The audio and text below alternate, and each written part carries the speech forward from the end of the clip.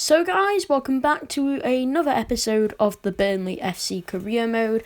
I'm Epic Diamonds, and before we get into the games of today's episode, I want to show you how we got on off camera.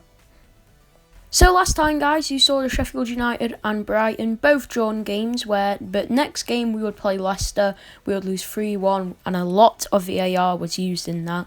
Approximately about 5 pieces of VAR were in that, so that could have been probably a massive game. 2 Leicester goals coming from stupid VAR decisions that really turned us over. Next game was against Leeds in the Carabao Cup, and we did lose 2-0, and people will probably laugh at that.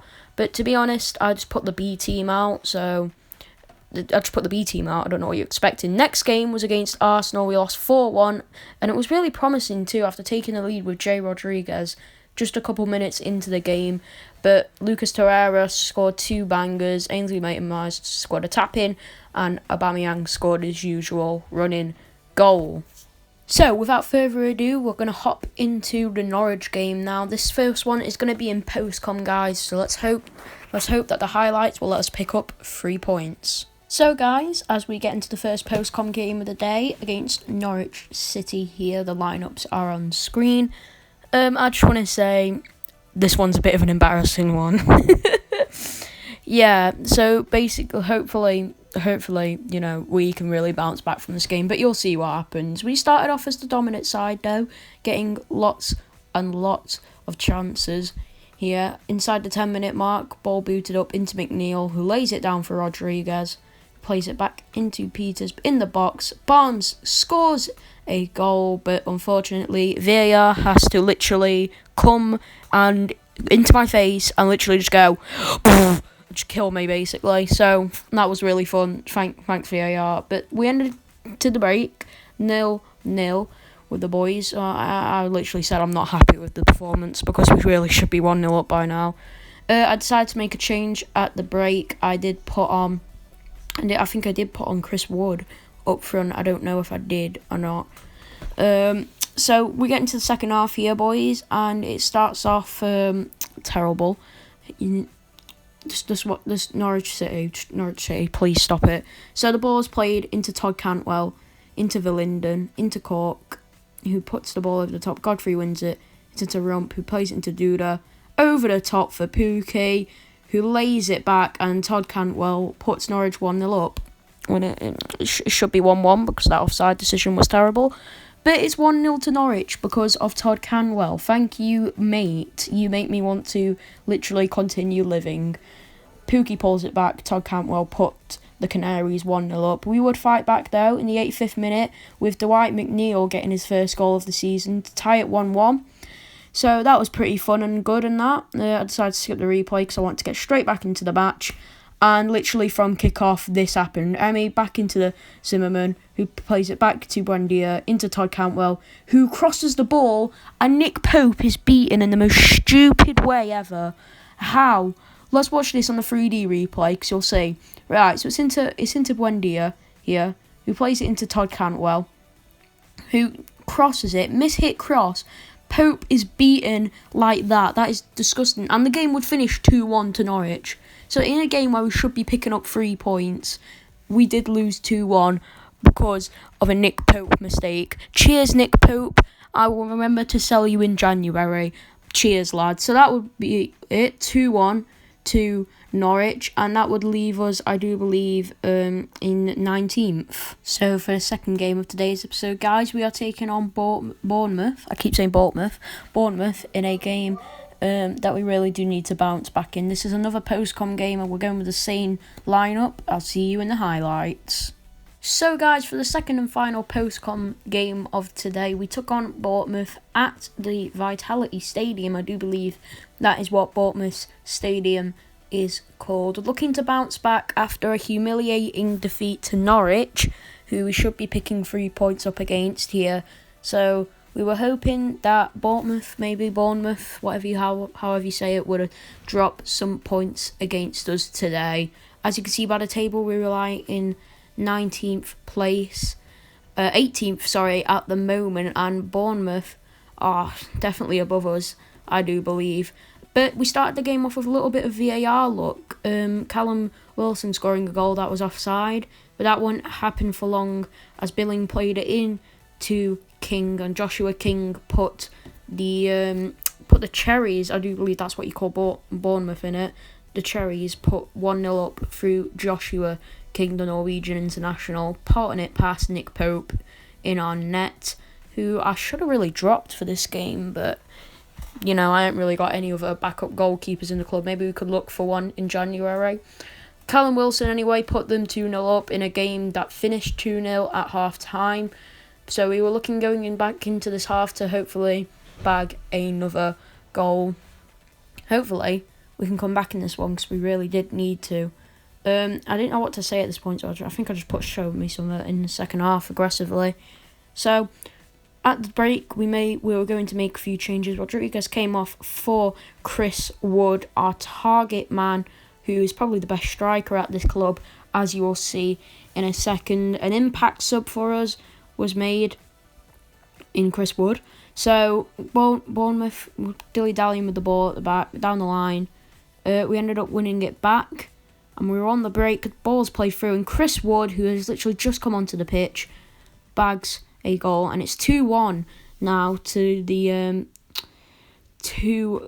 Cherries, the Bournemouth. So we're hoping for Linden with the assist. Again, our record signing for the season especially, scores a goal.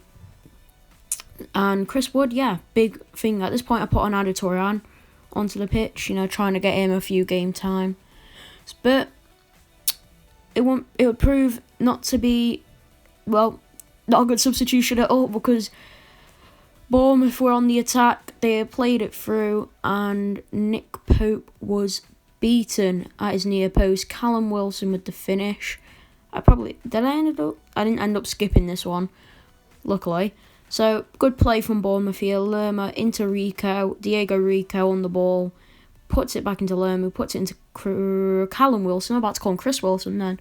Callum Wilson, who bags a goal. And the game would finish 3-1 to Bournemouth. So, in a game that we were looking to bounce back into, we didn't really. So, brilliant. So, that's how the game finished on 3-1. But without that, it's time to get into the live portion of today's video. The live game against Southampton. See you there. Hey guys, welcome to the live portion of today's video, taking on Southampton here. That's the lineup it's going to be. I've changed it to a wing playing formation, so hopefully we can score a few goals. But this time, I decided to go 5 at the back. I'm going to put in Ben Gibson for Jay Rodriguez. I'm going to go with Ashley Barnes up top, mainly because Chris Wood does not have all of his fitness left. But Chris Wood is going to be the main striker once he gets his fitness back on track with us after that injury put him out in pre-season, I do believe it was. But without further ado, it's time to get into this game against Southampton. So, boys, those are the lineups for both Southampton teams. Southampton versus Burnley. We've just gone with the same lineup, except we've gone 5 at the back this time. So it's time to get into this one. Cannot wait, boys.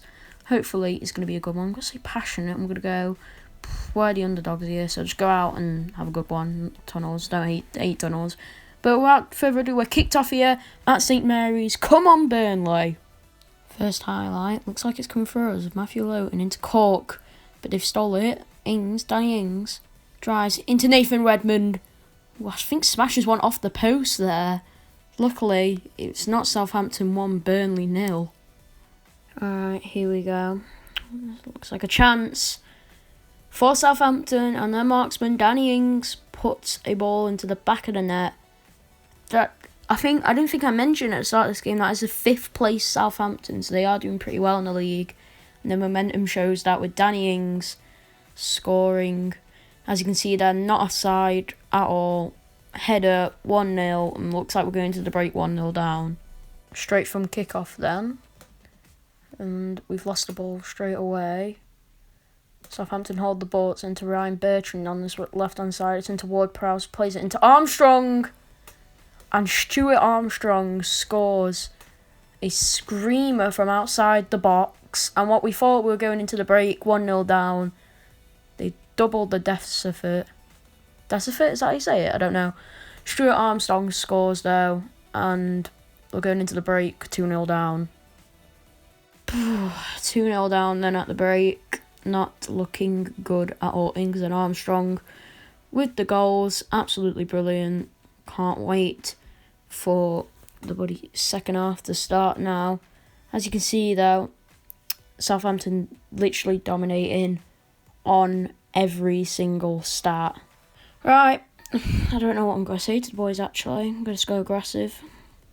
I'm just going to go aggressive on him because that was a despicable display. I don't know how we're going to come back from that now. Well, the only thing we can do is sub on Billy Gilmore, get him on the pitch, the young lad, as we kick off the second half. Well, a really boring half has just passed by. Southampton have a chance to get it in. Armstrong into Redmond, who has a shot, and it's wide of the post from Southampton.